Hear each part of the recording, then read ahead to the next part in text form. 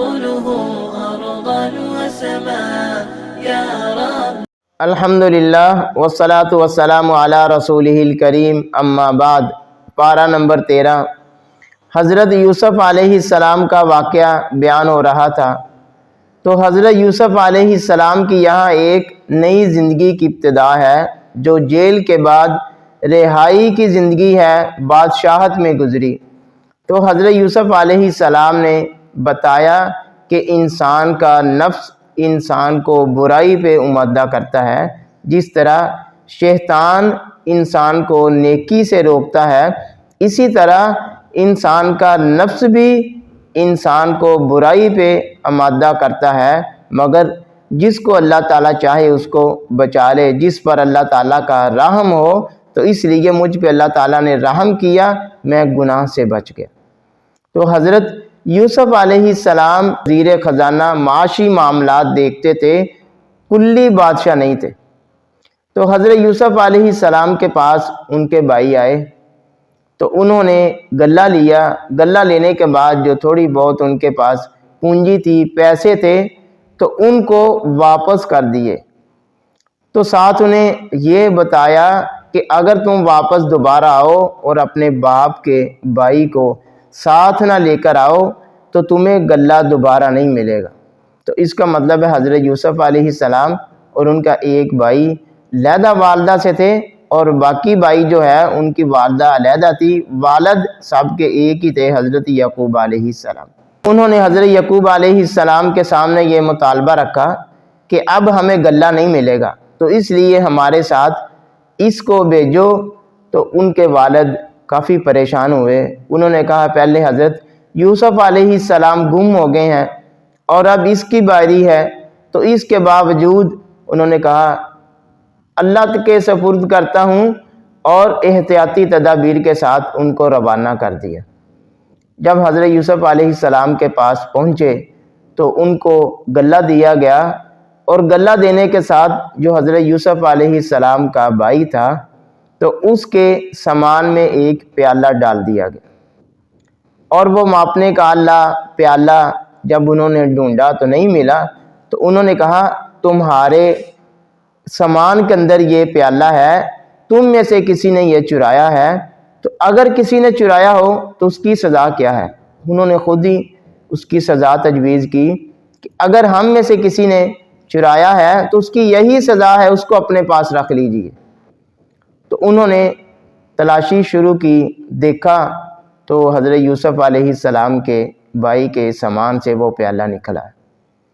تو انہوں نے دیکھا کہ اب موقع ہے، فوراً ہی انہوں نے الزام لگایا حضرت یوسف علیہ السلام پہ. انہوں نے کہا اس کے بھائی نے بھی اس سے پہلے چوری کی تھی. حضرت یوسف علیہ السلام موجود تھے، جانتے تھے، لیکن حضرت یوسف علیہ السلام نے اس پہ کچھ نہ کہا. تو آخر انہوں نے کہا یہی اس کی سزا ہے. لیکن اب وہ کہتے ہیں ہم میں سے کسی ایک کو رکھ لو اس کی جگہ، اس کو چھوڑ دو، ہمارا باپ جو ہے وہ بوڑھا ہے، پریشان ہوگا. تو ان کا ایک بڑا بھائی جو تھا وہ کہتا میں تو نہیں جا سکتا واپس. پہلے حضرت یوسف علیہ السلام کے ساتھ یہ واقعہ پیش ہوا، اور اب اس کے ساتھ یہ معاملہ بنا ہے، تو اس لیے میں یہاں ہی رہوں گا جب تک اللہ تعالیٰ کا حکم نہ آ جائے. تو واپس حضرت یعقوب علیہ السلام کے پاس پہنچے. بہت ہی پریشان تھے یعقوب علیہ السلام، اور ان کی آنکھیں غم کی وجہ سے سفید ہو گئی تھی. تو حضرت یعقوب علیہ السلام نے کہا اللہ تعالیٰ سے مایوس نہ ہو، اس کو ڈھونڈو، تلاش کرو. تو پھر وہ حضرت یوسف علیہ السلام کے پاس دوبارہ دربار میں آئے. مختصر واقعہ یہ ہے کہ اللہ تعالیٰ نے آخر کار حضرت یعقوب علیہ السلام کو یوسف علیہ السلام سے ملوایا، اور حضرت یوسف علیہ السلام کو جو خواب آیا تھا وہ خواب مکمل ہوا. اس کی تعبیر یہ تھی حضرت یوسف علیہ السلام کے بھائی اور ان کے والد ان کے سامنے دربار میں حاضر ہوئے، ان کے سامنے پیش ہوئے. یہ ان کی خواب کی تعبیر تھی. اور حضرت یوسف علیہ السلام کا کردار کیا تھا؟ انہوں نے اپنے بھائیوں کی غلطیوں کو، ان کے ساتھ جو انہوں نے زیادتیاں کی، ان کو بلا دیا. تو ہمارے لیے بھی یہ سبق ہے. یہ نیک لوگوں کا کام ہے۔ غلطیوں کو بھلا دینا، درگزر کر دینا، اگر کوئی زیادتی کی ہے کسی نے آپ کے ساتھ تو اس کو معاف کر دیجئے، اللہ تعالیٰ درگزر کرنے والوں کو پسند کرتے ہیں۔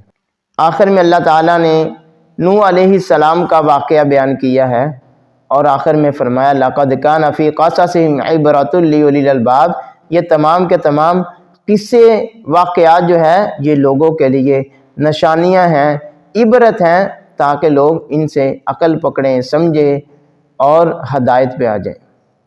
آگے سورۃ رعد ہے۔ سورۃ رعد کے شروع میں اللہ تعالیٰ نے مختلف نعمتوں کا تذکرہ کیا ہے۔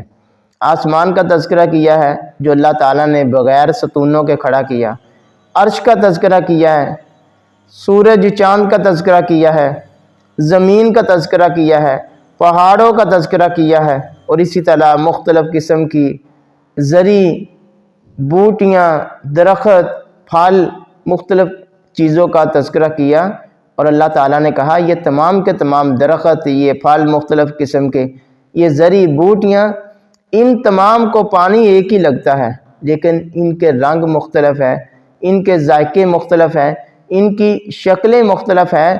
اگر اللہ تعالیٰ ان تمام چیزوں پہ قادر ہے تو کیا اللہ تعالیٰ اس بات پہ قادر نہیں ہے انسان کو مارنے کے بعد دوبارہ زندہ کرے، دوبارہ کھڑا کرے، دوبارہ انسان اللہ کے سامنے حاضر ہو؟ تو اللہ تعالیٰ اس بات پہ بھی قادر ہے۔ یہ آسان ہے، یہ سارے کے سارے اگر کام اللہ تعالیٰ کر سکتے ہیں تو یہ کام کوئی مشکل نہیں ہے۔ اسی طرح اللہ تعالیٰ نے آسمان کا ذکر کیا ہے، بجلی کا، کڑک کا، بادلوں کا، تو یہ تمام کی تمام نشانیاں ہیں۔ آگے اللہ تعالیٰ نے سمندروں کا تذکرہ کیا، زیورات کا تذکرہ کیا، اور ان کی ایک مثال دی ہے۔ سمندروں میں پانی بہتا ہے اور اس کے اوپر ایک بیکار جاگ ہوتی ہے، تو پانی نیچے چلتا ہے، وہ جاگ جمع ہوتی رہتی ہے۔ اسی طرح زیورات میں جو کام کی چیزیں ہیں وہ علیحدہ ہو جاتی ہے اور میل اور کچیل علیحدہ ہو جاتی ہے۔ اسی طرح جیسے ہمارے سامنے ہے معدنیات، یہ پٹرول ہے مختلف قسم کی، تو اس کو بھی ریفائن کیا جاتا ہے، اس سے ایک چیز علیحدہ ہوتی ہے، لیکن اس کے باوجود یہ تو اللہ تعالیٰ نے قرآن مجید میں ہی ارشاد فرمایا ما خلقت ھذا باطلا، یہ کائنات میں جو بھی ہمیں چیز نظر آتی ہے بے فائدہ کوئی نہیں ہے، لیکن اس کی جنس مختلف ہوتی ہے، اس سے مختلف اس کا کردار ہوتا ہے۔ تو اسی طرح اللہ تعالیٰ نے کہا کہ اللہ تعالیٰ حق اور باطل کو علیحدہ کر دیتے ہیں، حق اور باطل کو علیحدہ علیحدہ کر دیتے ہیں تاکہ حق واضح ہو جائے اور باطل کا علم ہو جائے، پتہ چل جائے یہ باطل ہے، یہ ضائع چیز ہے، اس کا بدلہ نہیں ہے، یہ فضول ہے۔ اللہ تعالیٰ نے ذکر کیا ہے زمین و آسمان میں جتنا بھی مال ہے اور اسی کی مثل اور زیادہ اگر اللہ تعالیٰ کو دیا جائے اور اللہ تعالیٰ سے اس کے بدلے میں معافی مانگی جائے، اس کے بدلے میں جہنم سے چھٹکارا حاصل کیا جائے اور اس کے بدلے میں جنت کو چاہا جائے، تو قیامت کے دن یہ ساری کی ساری چیزیں قابل قبول نہیں ہوگی۔ اسی دنیا میں وقت ہے، زندگی میں وقت ہے، اپنی معافی مانگ لیں۔ آخرت میں بڑے سے بڑا مال، زیادہ سے زیادہ مال، بڑے سے بڑی شہرت بھی کسی کام کی نہیں ہے۔ بے شک اللہ تعالیٰ یہ مال، یہ رزق، یہ دنیا کی نعمتیں جس کو چاہتے ہیں عطا کرتے ہیں، جس کو چاہتے ہیں زیادہ دیتے ہیں، جسے چاہتے ہیں کم دیتے ہیں۔ یہ ساری کی ساری چیزیں اللہ تعالیٰ کے ہی ہاتھ میں ہے اور اس دنیا کی کوئی حیثیت نہیں اللہ تعالیٰ کے ہاں۔ جنات، باغات، مختلف نعمتوں کا تذکرہ ہے اور اللہ تعالیٰ کہتے ہیں یمحو اللہ ما یشاء ویثبت، اللہ تعالیٰ جون سا حکم چاہیں باقی رکھ دیں، جون سا حکم چاہیں اللہ تعالیٰ اگر اس کو منسوخ کر دیں، ختم کر دیں، پہلے حلال تھا اس کو بعد میں ناجائز قرار دے دیں، یہ تو اللہ تعالیٰ کی مرضی ہے، اللہ کے پاس یہ بھی موجود ہے۔ ہمیں اس پہ مختلف قسم کے اپنے افکار اور خیالات کا تجزیہ نہیں کرنا چاہیے۔ آگے سورۃ ابراہیم، اس کے اندر اللہ تعالیٰ نے کتاب کی طرف اشارہ کیا۔ یہ کتاب قرآن مجید کلام اللہ انسان کو روشنی کی طرف لے کے جاتی ہے، اندھیروں سے نکالتی ہے، تو یہ کتاب ہمارے لیے ایک روشن چراغ ہے، روشنی ہے۔ اس سے ہمیں روشنی حاصل کرنی چاہیے۔ بنی اسرائیل کے واقعات ہیں، بنی اسرائیل کی مختلف اللہ تعالیٰ کی نعمتیں تھیں ان پہ، انہوں نے کس طرح اللہ تعالیٰ کی نعمتوں کا انکار کیا۔ مختلف قوموں کا تذکرہ ہے، قوم نوح، قوم عاد، قوم ثمود، قوم شعیب، کس طرح ان لوگوں نے اپنے نبیوں کی نافرمانی کی، اپنے نبیوں کا انکار کیا، ان کی تکذیب کی، حتیٰ کہ ان کو قتل کرنا چاہا۔ تو مختلف قوموں کا ذکر ہے۔ آگے اللہ تعالیٰ نے بتایا ہے پاک اور ناپاک چیز۔ ایک پاک کلمہ ہے، اچھا کلمہ ہے، اچھی بات ہے، اس کی مثال اس طرح ہے جس طرح ایک مضبوط تنہ آور درخت ہے، زمین میں اس کی مضبوط ترین جڑیں ہیں اور اوپر آسمان تک اس کی شاخیں پھیلی ہوئی ہیں، وہ فائدہ مند ہے۔ تو اس کی بجائے دوسرا ایک بیکار قسم کا درخت ہے تو اس کا کوئی فائدہ نہیں۔ اسی طرح جو اچھا کلمہ ہے وہ ہمیں فائدہ دیتا ہے، اس دنیا میں بھی اس کا فائدہ ہے اور آخرت میں بھی فائدہ ہے۔ حضرت ابراہیم علیہ السلام کی دعائیں ہیں جو انہوں نے اللہ تعالیٰ سے دعائیں کی۔ وَإِذْ قَالَ إِبْرَاهِيمُ رَبِّ اجْعَلْ هَٰذَا، اس شہر کے بارے میں، اپنی آل کے بارے میں اور اسی طرح اپنے والدین کے بارے میں۔ تو حضرت ابراہیم علیہ السلام سے یہ بات ثابت ہوتی ہے، انہوں نے کہا جو میری تابع داری کرے گا وہ مجھ سے ہے اور جو میری نافرمانی کرے گا وہ میرا اہل نہیں ہے۔ اس لیے اگر ہم نبی صلی اللہ علیہ وسلم کے ساتھ اپنی نسبت جوڑنا چاہتے ہیں تو نبی صلی اللہ علیہ وسلم کی اتباع اور پیروی کرنی چاہیے۔